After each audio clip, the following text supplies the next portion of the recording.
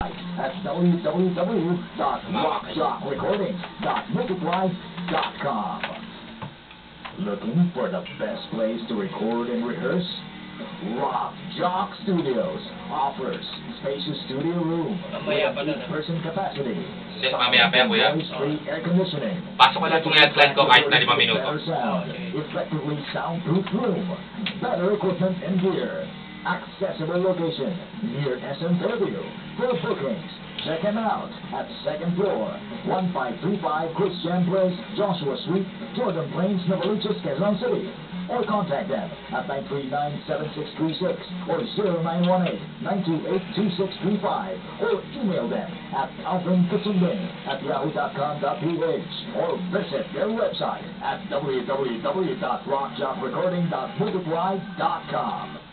Friggin' Beauty and Slim Services since 1986.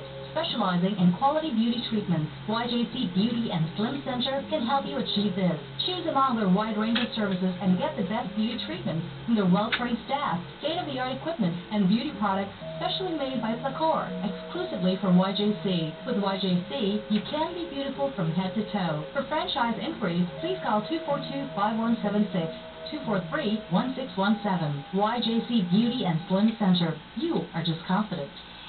Okay, yes, we're back at 32 minutes. Makalipas po ang alas ng hapon. Siyempre, tuloy-tuloy pa rin tayo sa ating programang Pinoy Wellness on the Air. Ayan, natabayanan niyo po ang aking healthline ngayong araw na ito. Ngayon po mga kaibigan, ay dadako na po tayo sa ating healthline na kung saan ay ibibigay ko po sa inyo kung paano maiiwasan ang computer eye strain. Yung tipong madalas mag-computer, ayan, at nakatutok maghapon sa pag-chat at paglalaro ng Farmville, ito yung mga simpleng exercise na makakatulong sa ating mga mata. And take note, makinig po tayong maigit. Ayan, at gawin ang simpleng exercise. Ang matagal ng paggamit ng computer ay nagdudulot ng stress at dryness sa mga mata, dahilan para sa panandalian lumabo ang ating mga paningin, pagkapagod at sakit ng ulo. Kaya naman, para ma-relax ang ating mga paningin, gawin ang simpleng eye exercise kung madalas na nakababad ang mga mata sa monitor ng computer. Ito po ang una. Ilagay ang mga sikos sa mesa.